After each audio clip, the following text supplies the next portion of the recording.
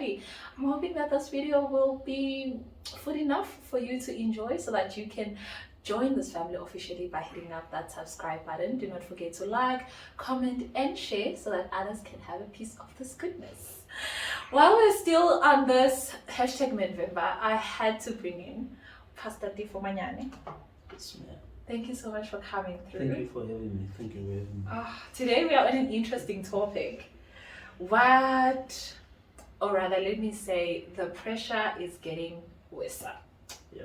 But before we get into that, Pastor Tefo Manyane is a pastor in the Seventh-day Adventist Church, a church boy, just a gospel enthusiast. I don't know what else you want to know. That's just about it. how long have you been in the ministry? Okay, I've been in the ministry professionally close to 9 years now. I'm in my 8th year going into the 9th. I'm a Heidelberg College graduate, did my undergrad there. Then I went and did my postgrad at the University of the Free State in Old Testament Studies. I'm still there currently trying to do my master's in the same Old Testament studies. So yeah, that's just about it. Cover the professional base, I guess. Yeah. Did you always wanted to be a pastor growing up? Nope. No, I really don't. I don't know how this hit me. I remember my first class at Heidelberg College, we were asked to talk about our call to the ministry. And people had very interesting stories, and mine was just basic. I woke up one day and I decided, I think I love this, and I think this is what I want to do. So no hectic family, stories, no family background, that you don't come from a pastor, family of pastors? No, my grandfather was a pioneer of the church in the township where I come from. That's Warrenton in the Northern Cape. So the family, the Adventist church in that township started in our lounge at home. That's just about it. And I don't think that had much of an influence on me deciding to be a minister, because I was young and I hardly ever remember what we had to do to prepare for church and the likes. I know that there was church once in a while in our lounge, but it did not have that much of an influence on my life, honestly speaking. But that's, if you want to attach the call to family background, then I guess that should be it, yeah. Okay. So you started your studies in Heidelberg College? Yes. How was the journey? Heidelberg was good. Heidelberg was great. Heidelberg actually, honestly speaking, made me. It helped me to crack out of my little shell. I'm quite reserved. I don't speak much, but getting to Heidelberg and realizing that it's okay to express yourself. It's okay to have a view on things. It's okay to express your view on things and stuff like that. So Heidelberg shaped the person that I am today. I'm not scared. I'm not afraid of expressing myself. I'm not afraid of letting my view known. Popular, as long as it's my view and I believe in it, I express it. And that's what Heidelberg really did for me, honestly speaking. Heidelberg helped me to crack out of that little skull, that little cocoon. I'm from a small town where things are just really not happening. So when I get to Cape Town and I get to a space like Heidelberg College, Heidelberg is an international school, by the way. So you meet with a lot of people from different walks of life. And those views and just generally sitting there by the balcony at school and discussing theological stuff kind of helped me to start to have a voice and let my voice be heard and be known. When did you ever feel the pressure getting worse for you in regards to the challenge that you were experiencing with your personality when you were at school? Look, it has always been like I've always wanted to be outspoken. I just needed an environment that would allow me to speak up. I grew up in an Adventist home, and we had to, whatever expression you had to be an Adventist expression. You can't speak of anything outside of the church. The church started in my grandfather's lounge, like I'm saying, and so we were really into church as a family. We were raised in it. People usually talk about they are totems or stuff like that. I don't know what those things are. Yes. We never paid much attention to those at home. We never paid much attention to all these cultural things that happen during weddings, funerals, and stuff like that, that are not necessarily pagan, but that are just things that people do to express their culture. We did not. So growing up, I was just there in that little corner, unable to express whatever view I had on things, and so I've always felt like, well, let me not say I've always felt like it was suppressed. I only realized when I got to Helderberg that I actually have a view on things that may not align with what we were taught at home, and it's not a sin or it's not wrong for me to express those views. And I guess, yeah, when I got to school and after not long really of being at college, 6-7 months, I realized that it's okay to talk about stuff, even if the things are not as comfortable, even if they are not that popular. Because some of the things I bumped into at Helderberg, I was like, oh, we've always had a challenge with this coming from home. Oh, people have a challenge with this. We don't have a challenge with this at home. So it was always. So yeah, when I got to Helderberg, I realized that there's a lot in me that needs to be let out, and Helderberg created that space for me to do that, I guess. Yeah. Great. With this social media concept going around of the pressure is getting worse. Before we get into what are the pressures men face, I want us to start off with defining what pressure is. How would you define what pressure is? I'll define pressure as a force to be.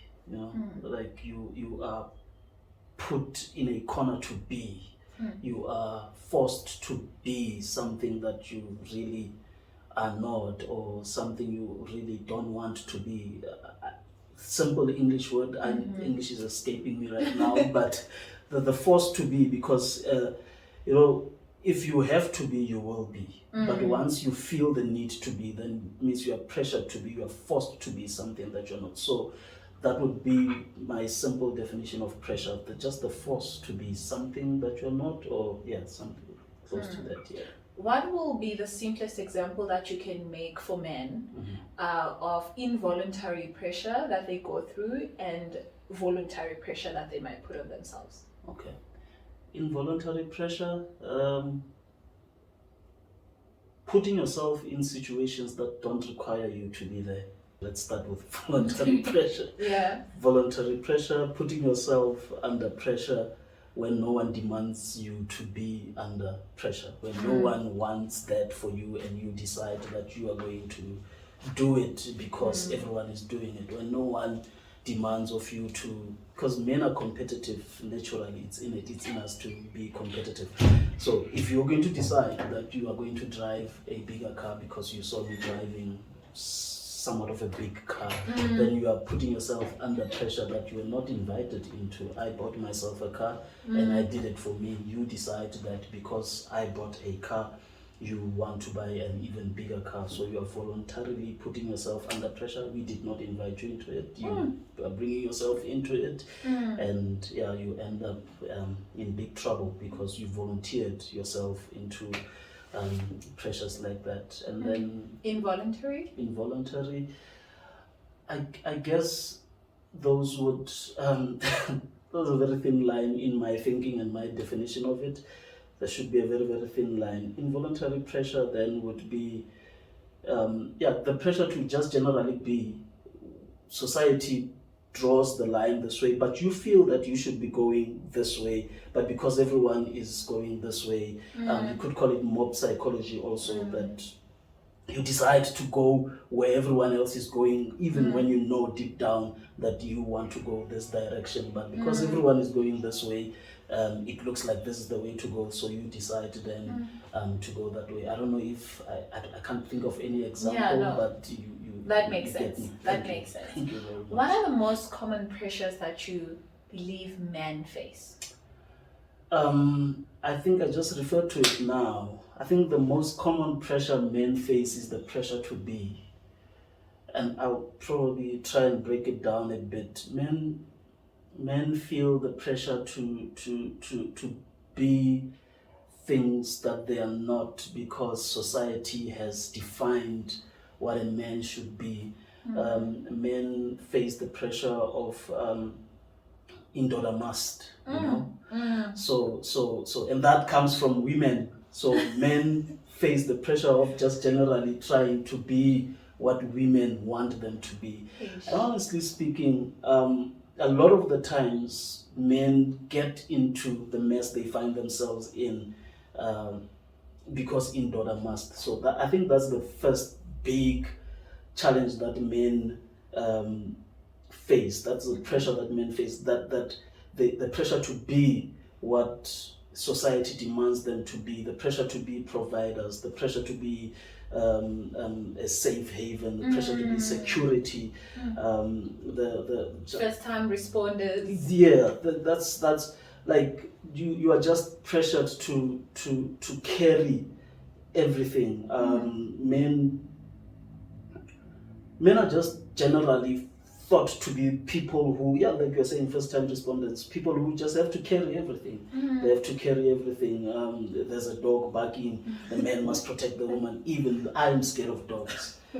But because I'm a man at that time, automatically and psychologically and culturally, probably even religiously, we are already programmed to be the person that protects immediately. And you probably, I'm thinking of this story because a friend of mine tells it very well about himself and his wife. And you're probably not scared of dogs, but because the dog is barking, and when a dog barks like that, the man in me automatically thinks protection. And I jump at it and I try to protect you, even if you are not scared of it. So you're just pressured to be this hero, to be this person that can constantly give and never receive. That's the pressure that I think that's the biggest pressure that I think men face. And then the pressures amongst ourselves, like I made an example now with cars, pressure to, honestly speaking, maybe these are things that we don't talk about, pressure to be a player.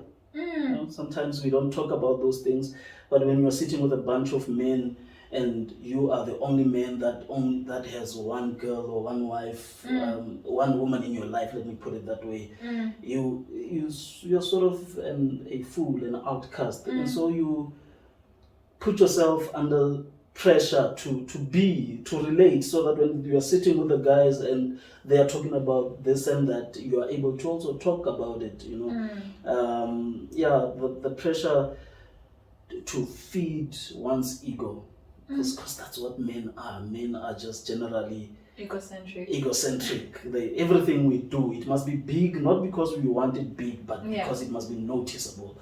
You must occupy a big office, not because you are capable, but because it's a big office and it's noticeable. So it must be, it feeds into your ego. A man must have beautiful woman, not because you want a beautiful woman. Everyone wants, I mean, we all want beautiful stuff in our homes, in our lives, but you just don't want to be the guy who's described by other guys as having a not so beautiful woman. And, you know, a guy that when we park our big Range Rovers and you are parking, I don't want to mention small cars, but you're parking that one. So those are the pressures men just have. In my mind, I think this covers it. The pressure to be, like they're just pressured to be everything that society decides that a man should be. A man should provide, a man should protect, a man should pour out, and he never is getting in the opportunity to be the vessel into which people pour into. Can you think of a pressure that specifically is associated with men within the church that they go through that maybe we are ignorant of? Okay. There are many. There are many. For men within the church, the church is also a place that is quite competitive. It's quite, and the competitiveness of church is very, very toxic, because church people usually, church is a religious space, But for some people, and for most of us, in fact, for all of us, it should be. It's also a place where we socialize. So a lot of people have no other place to show off except at church. So the pressures that men face in church are similar to the pressures they face in society. The pressure to be perfect. That's the one. To be perfect because you are a religious person, you are a Christian man, you are a Bible reading person, you are a preacher, you can't make mistakes. And when I say mistakes, I'm not talking about willful mistakes where you constantly pursue can I call it sin? Constantly pursue sin, and when you are caught, you call it a mistake. No, I'm not talking about that. But I'm talking about those little moments of tripping and falling, those little moments of, just not getting in debt, you are just pressured to be a perfect being who does not make mistakes because they are saved. They appear to be in a very, very close relationship with God, and even in close proximity to God because of their proximity to the things of God. So men face that pressure, and I have realized in my few years of ministry that people quit church because of that. Because for the 10 years that you have been in church, you've been a faithful servant of God in church, you've been doing good. In the 10 years, you trip and fall once, and that trip and that fall defines your entire 10 years of church life. So people then leave church because of stuff like that. So I think that's one pressure people face in religious circles, the pressure to be perfect. I feel like that's the one thing that men particularly face. And then, by the way, church is quite a patriarchal space, because besides the fact that when you are outside of church, the church is one place where the male headship is mostly emphasized. So if you are a man, you are in church, and you are unable to be the provider that the church requires you to be, so you then start to feel like you don't belong, you are worthless. So just the pressure to be, man, that's what men really generally go through. Everywhere you go, it's the pressure to be at home, the pressure to be a good dad, a good husband. And what does that mean? It essentially translates to perfection. We go to church, the pressure to be, when you get to church, you must run your household. Even when we ordain people, we read verses in the Bible that demand of men to run their households in an orderly manner. For what man can lead the church of God if he can't lead his own house? So there's that perfection that the church demands from men that just also puts them under a lot of pressure. I think I've spoken a lot on this. Talking about homes, can I ask something? And I hope that this will not put you in a bad spot as a pastor. There is an expectation for men to marry, particularly when they hold such high positions in the church. From your experience, do you feel like there are people, without mentioning names of course, that you know that might have married prematurely in order to try and, create that perfect picture of I'm a pastor or I'm an elder and stuff, and how can we avoid that in the future? Funny, I was thinking about that just today, but in a different context. I have seen it many times. And as many times as I've seen men and women walking down the aisle to get married out of these pressures, I've seen them walking out of their marriages. I've seen it. It happens. It's true that. But by the way, I've been in the ministry for 9 years, and as you may well see, I have No wife. I don't have a wife. I've decided personally that would, if I'm put under pressure to marry, it will be me. I'll put myself under pressure to get married. I will not allow it. I hear it every week in, week out. I get invited to go speak somewhere. The parting words is that, "Hey, we hope next year when you come back for Ken meeting, you'll not come alone." Every week, every year, I hear it, but I will not do that to myself. That's just me. But I've seen it. It happens a lot. It happens, and I think it happens. Some of these conversations are not as hard as you would expect them to be, but because I hear it every week, I then decide that it's something that must happen, and it must happen soon, and it must happen quick. And every girl that looks like a perfect wife material, I rush to, and I get married, and it happens. There is that pressure. We see it in church. We hear it when we are sitting with Adventist men. We joke around about, I remember my uncle got married late in life, and was sitting together with him and his friends, and I was a pastor then still, and the joke was, "No, your nephew can sit with us because he's a pastor. You go replace him there by his friends because you are a boy like them. You are not married yet, you know." These things happen. They're subliminal. It's a joke, but it comes from a very deep, dark place of seriousness. We're sitting as Adventist men, and they're like,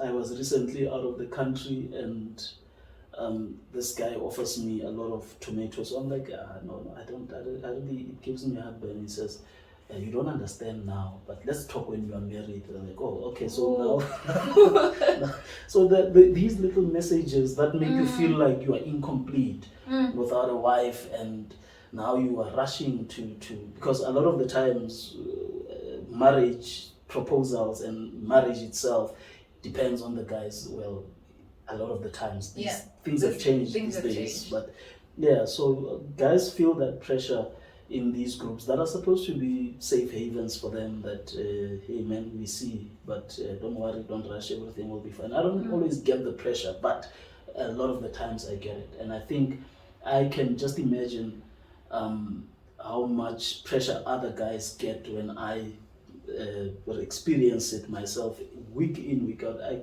promise you, without fail, somebody says something about me getting married every week. I promise you, I'm not exaggerating it.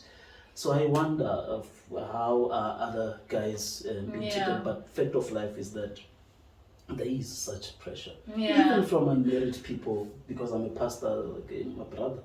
It's time. You too. But you are not. Why is it your problem that I'm not? Focus on your problem. Right. You and me are. Right. Why are you focused on me? True. So now imagine us that have to wait to be proposed. No, you don't have to wait. Things have changed, man. Don't worry. Just go in. Tell that man that, "Hey, my brother, it's time. I've been waiting. I've saved up enough. I'll help you." Is that the problem? We'll keep it between us. No one has to know. No one has to know. Let's get to the dangers of succumbing into pressure. Depression, suicide, death. I mean, that depression and suicide are just, but at the end of it, it's death, it's disease, it's loss of identity. Because when you succumb into pressures, then you become something that you are naturally not. It's not who you are. You are not a player. You're not that person. So now that your friends are players, so you surrounded yourself with people who are people of this character, now you have to become like them. So you're losing yourself in the process. When we say to you, we don't even recognize you anymore, we really mean it, because you have lost yourself. You know how you know people are really succumbing to pressure? It's when they want their shenanigans to be public, because clearly they're not doing it for themselves, they're doing it for the public. If something needs to be if something is not you, you hide it. You hide it. If something is out of the ordinary, you hide it. But because you want to relate, and you can't relate if no one knows about it. You can't be called in a game if no one knows that you are in the game. True. So when people start to succumb to pressure, you see it in public. You begin to notice it in public that, okay, now that this guy drinks alcohol, he's so public about it, and there's really no need for you to be public about it. But because you want the people around you to know you to be this type of person, you then become that public about it. You lose yourself, and in the process of losing yourself, you lose real meaningful relationships. People that know you for the person you really are start to distance themselves from you because they don't know you anymore. You have become something that they don't know, and something that you yourself don't know. So then people start to pull back, and you start to feel alone again, and all these things start to lead into stress, depression, and then now that you have done it, what more can you do? You keep pushing for more, because this is a cry for attention, a cry to want to relate. So now that we don't talk about your player days anymore, your player ways anymore, what else do you have to offer for attention? You have to search for something else and do something else for attention, and you start to lose yourself. Those are the dangers. You start to lose yourself. You start to indebt yourself. You start to just become something that you are not, and that's the danger of it. That when you succumb to pressure, you lose yourself, and ultimately you lose everything that was once yours, so to say. That's my feeling of it. With Jesus coming, the pressure is getting worse. What would you say in regards to that? Knowing that Christ is coming as men, as young men, what are the right pressures that we should really be succumbing to? The pressures to be good people, to be model citizens, to be role models, to be people, to be men that young men and even young women look up to. The pressure to be someone who is of good repute. The Bible says a good name is more precious than. I was not ready to preach, but let's throw it in there. Yeah, but a person of good repute, a good name. Those are the pressures that we really need to be finding ourselves falling into. Pressures to be good role models. Every time I go back to my hometown, my home township there, Warrington in the Northern Cape, I lament that there are no role models in that township. There's so much talent, there's so much wisdom in that. There's so many kids who can do so many great things, but they don't have role models at all. And the only people who are available to be role models to these guys are the very people that we don't want to be role models. These are people who you don't know whether they want to take off their pants or they are putting them on. People who are drinking and to a pulp, who smoke. So those are the cool things. So the pressure to be in this day and age, men should succumb to pressures of being good role models. So men of one wife, as the Bible calls it. Men who are not scared of responsibility. I messed up, I'm taking responsibility. I messed up, there's a child coming, I will raise this child. I will not run away from the person, the mother and the child. I will stand up and do what is necessary, what is needed of me to do. Men who get things the right way, and I speak of business people, entrepreneurs and stuff like that. Just men of good. These are the pressures that you should be falling into. Wide is the way, narrow is the other. Men who are found in the narrow way, pushing through even though things are tough, but they just decide that I will push through even though there's an easier way. but I'm not choosing the hard way because it's the hard way. I'm choosing the hard way because it's the right way. I think those are the type of men we need. These are the type of men we should be as well to the guys that are coming behind us. Precious to just be good role models and model citizens in this world. Nice. Yeah. And lastly, what can we say to a man who has succumbed to certain pressures and now they have created this view of themselves that people have, and they don't want to continue with that, but they are scared that people now know them as this person? How do they move out of that? Yeah. There's nothing wrong with remodeling your life, man. There's nothing wrong with taking a step back and doing things right again. So go back. Go back. We will be shocked that you are back there, but we will be happy that you are on the right track. I read a story some time ago in the Bible, and I one of the things that I was thinking about there is that sometimes God allows us to go through things not for us, not for ourselves, not for there are circumstances where you go through and when you come out of them you have learned nothing. You have you only have scars to prove that you went there, but you have not learned a lesson from there.